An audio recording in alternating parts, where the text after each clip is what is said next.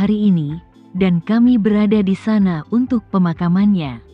Manajer SDM memandang manajer Choki dan berkata, "Tunggu sebentar, saya akan menelepon."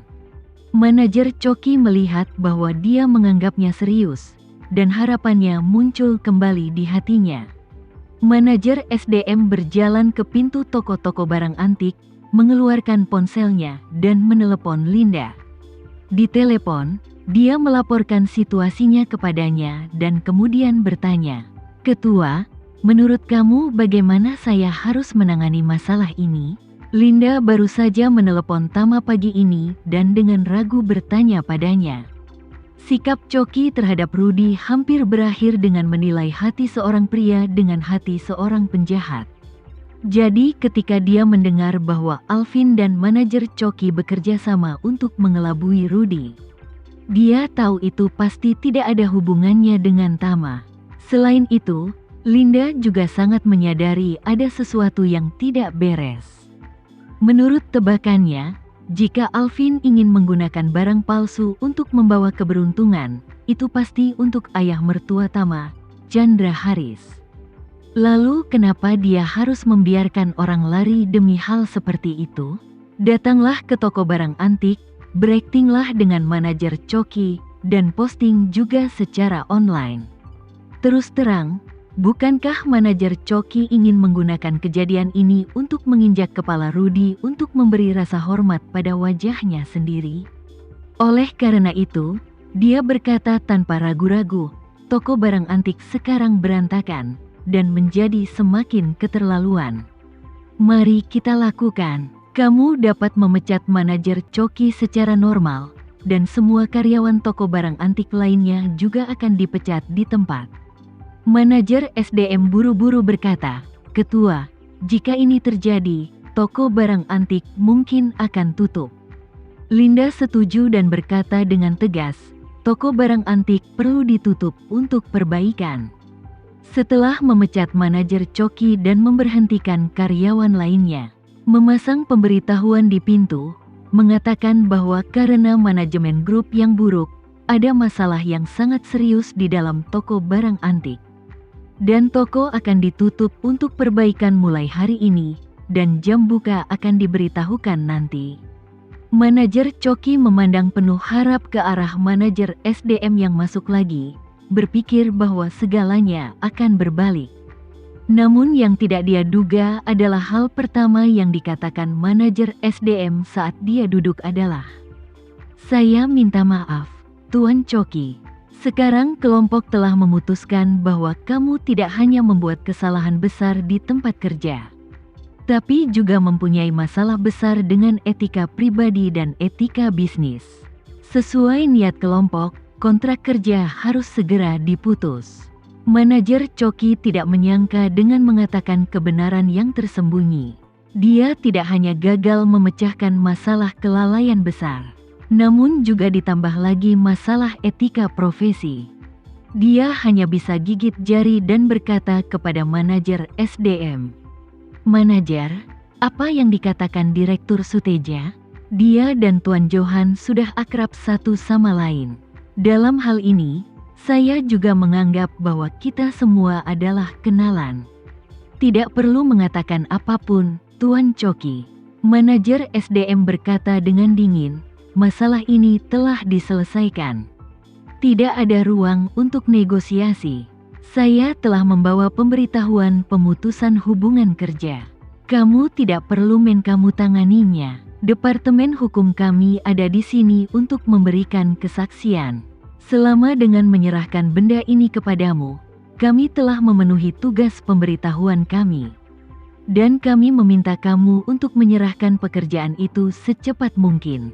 Manajer Choki putus asa dan memohon dengan wajah sedih, "Manajer, tolong lihat bahwa saya telah bekerja sangat keras untuk toko barang antik selama bertahun-tahun.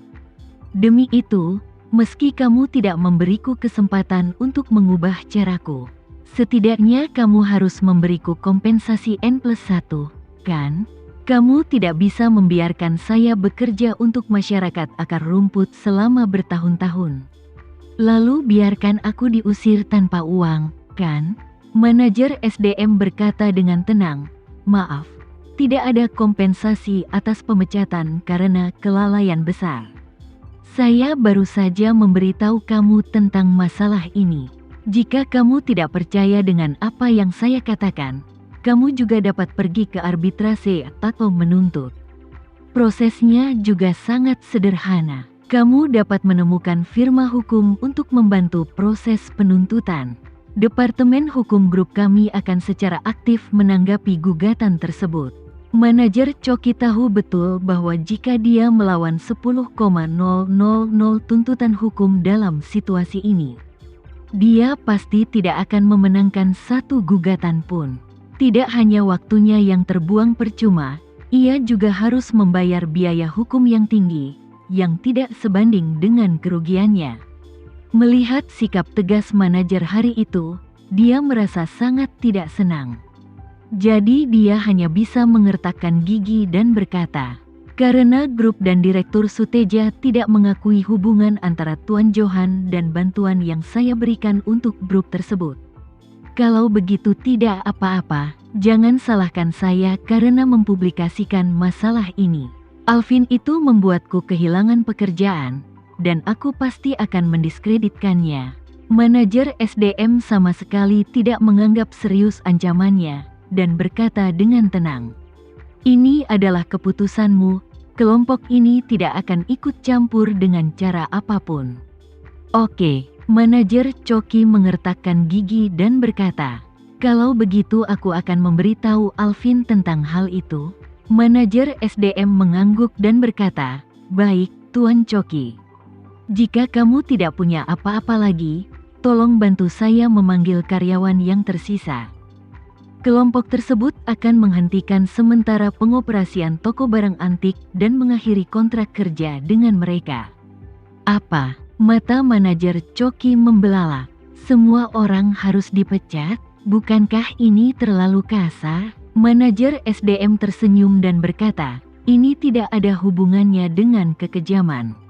Itu hanya keputusan kelompok. Hal ini terjadi pada penyesuaian bisnis banyak perusahaan. Ini tidak ada hubungannya dengan pengobatan kanker stadium awal.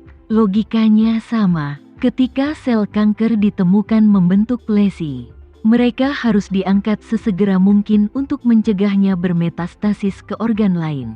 Selama mereka dapat disingkirkan tepat waktu, pemulihan dapat dicapai." Manajer Choki tidak menyangka pihak lain akan menggambarkan dirinya sebagai sel kanker. Dan dia sangat marah, memikirkan karena dia telah kehilangan pekerjaannya. Dia mungkin juga makan untuk meredakan amarahnya.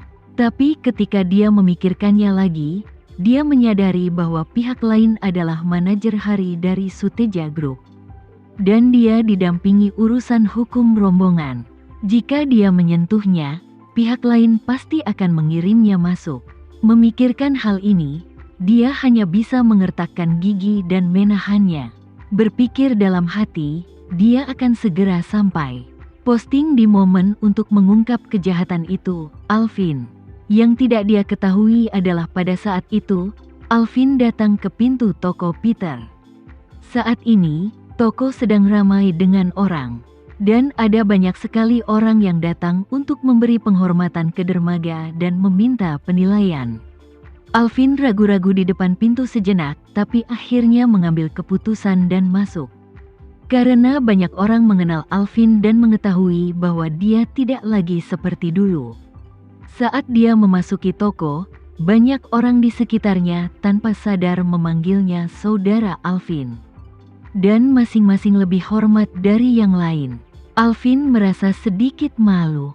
Saat ini, dia menyadari bahwa dia sangat menyesal atas status yang diberikan kepadanya oleh Tuan Renza dan Johan karena melakukan perbuatan kotor tersebut. Ketika dia melihat Peter, dia merasa sangat malu dan melangkah maju. Ketika Peter melihatnya datang, dia mengira dia telah mengirim seseorang untuk meminta sesuatu tapi tidak berhasil. Jadi dia datang sendiri. Jadi dia bertanya dengan hati-hati, "Alvin, apa yang kamu lakukan di sini?" Alvin tiba-tiba berlutut dengan satu ekspresi di wajahnya.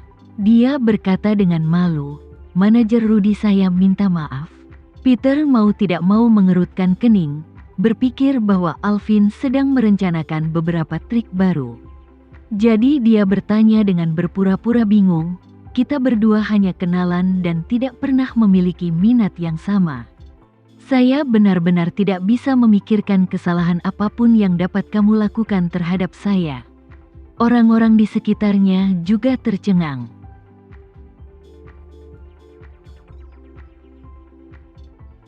Sekian dulu ya video kali ini, kita lanjutkan lagi videonya di lain waktu. Oh iya, bagaimana menurut kalian? Semoga bisa sedikit menghibur kalian semua. Untuk teman-teman yang baru nonton, jangan lupa subscribe ya, hehehe. Dan kalau teman-teman ada yang ingin gabung langganan, bisa langsung gabung saja untuk dapat fitur yang menarik dan sedikit membantu Mimin. Terima kasih banyak sudah menonton, sampai jumpa lagi, bye.